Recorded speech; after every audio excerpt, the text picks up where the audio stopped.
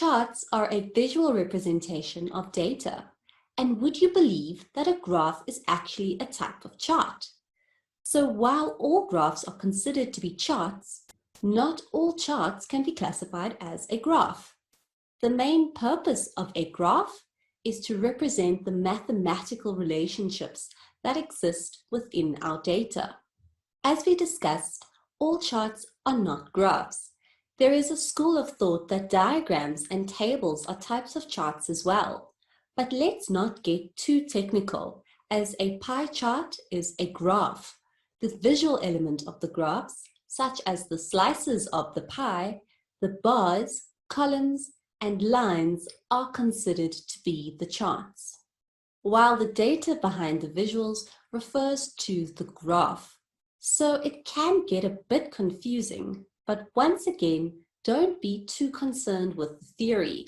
The key message is we are going to have some fun with visuals in Excel in just a moment. The starting point of any new concept is where to find it, and we are already fairly familiar with the Insert tab and navigating using the ribbons as you saw in the skills progression section. So this shouldn't be too difficult. But one more keyboard shortcut for the books is using Alt and F1 to insert a default chart. But I don't encourage you to use this for the time being, as we will be looking at very specific charts. But just so you know, if you ever have a data set but no inspiration for which chart or graph to use, Excel is here to save the day with a recommended charts feature. Unfortunately, we also need to cover a little bit of theory, but fortunately, it's a really exciting topic. So introducing the key elements of our charts. In most charts, you will always find a chart title, being the heading to explain the mathematical relationships. You can also expect to see a legend, which helps with making your chart easier to read, and the option to include data labels directly on the graphical part of the chart. And I will touch on the benefits of this in the demonstration. And lastly, a key element, depending on the type of chart, is the X and Y axis. I'm sure you cannot contain your excitement any longer, but I'm going to keep you waiting because I first need to wow you. So riddle me this: when were the first charts created? It is an interesting thought that representing data graphically was a need prior to the existence of Excel. And there already I have given you a clue that the first charts were produced in the 14th century. That is absolutely incredible. Fortunately, we don't have to draw our graphs by hand, so let's quickly discuss the first graph we will be looking at, the pie chart. Pie charts are useful when you have very small tables with a maximum of 2 columns of information, with one column being a set of numbers, thus making it a 2D graph. They are also perfect when you need to understand the parts that make a whole. Let's make sense of all of this in our practical. We looked at inserting a table, so now let's venture into the charts area. As I mentioned, pie charts are great for data with one series, so let's see how powerful that can be. To insert the chart, you can click anywhere within your data set, and in the chart grouping, we're going to insert a 2D pie. Do you notice the 2 contextual tabs that now become available? Now that we've inserted our chart, you have the option to move your chart to another worksheet if you need to. I'm going to leave it here for now. And I can manually resize the chart and move it around. The elements of the chart, as we mentioned, are the chart title, the legend, and we'll look at the data labels in just a moment. When you click anywhere within the pie chart area, 3 quick access options become available. The first one allows you to quickly customize your chart elements. Here you can see the chart title, which you can move into a different position, and there are more options available. For data labels, you can include your data labels within the chart itself, and there are also more options. With the legend, you also have the option to change the position. I'm going to toggle this off. Now let's customize our data labels and go into the more options. We have a task pane that pops up. The task pane comprises many options, and you can go for gold, customizing almost every element of your chart. I think the data labels within the graphical area are far more meaningful if we add the category name. So let's do that. And we can then manually move the data labels so that we can see them better. The next element is to update the chart title. You will see that Excel has used the column heading of the number series as the chart title. To make this more meaningful, I'm going to change it to total sales. Total sales per quarter. I think it's starting to come together quite nicely, but let's customize our chart styles. With the quick access option, you can quickly choose a pre-designed style where the font, colors, position of the key elements are already pre-designed for you. Once you've selected a style, you can take it one step further to even change the colors. So you can select from a variety of palettes. And that's not all. You can take this one step further in the chart design, contextual tab, and even change the quick layout and select a quick layout to change just the position of the key elements. In the last quick access option, we can even filter within our chart areas. So as I mentioned, a pie chart is to assess the parts of a whole. By changing the filter, we can change the whole of the parts.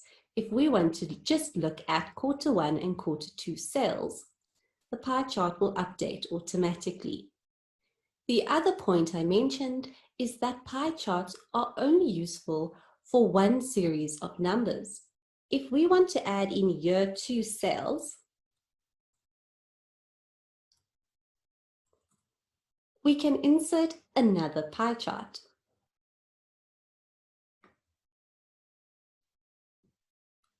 And you'll see the new pie chart reflects exactly the same parts as our first pie.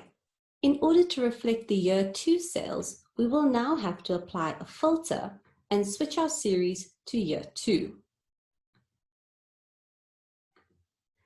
And then we will have an updated pie chart. Let's take a look at another use for pie charts and how you can use multiple pie charts to interpret data. Here we have 3 simple tables, each showing some statistics regarding students that have registered for an online course. For each table, while the characteristics are changing, we are always referring to the same batch of 750 students. So I've already created and styled 3 pie charts. Now let's discuss how you can quickly get information from these 3 pie charts working together. If we look at the first one, this is the percentage of students by gender.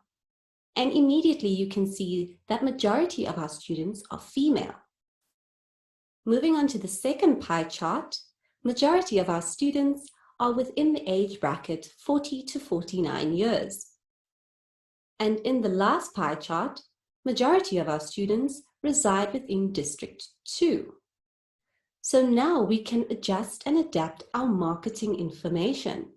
The marketing strategy we are applying for our female students between that age bracket in District 2 seems to be successful.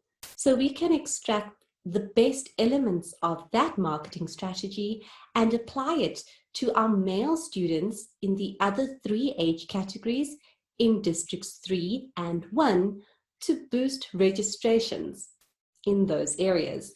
And that is just one of the ways in which you can use data to make decisions. On the next point, consistency is key. So while our pie charts are extremely useful, they don't look very neat. So we can manually adjust the size of the pie chart, or in the Format Contextual tab, you can look at the size of the pie chart that you're happy with. And for the pie chart we want to update, we can change the dimensions here.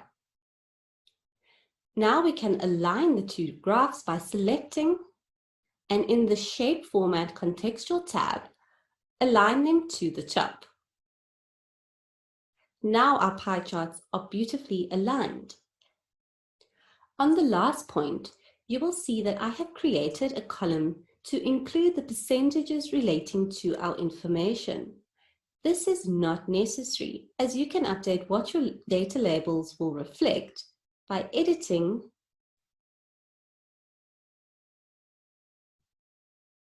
and in the More options, you can show the value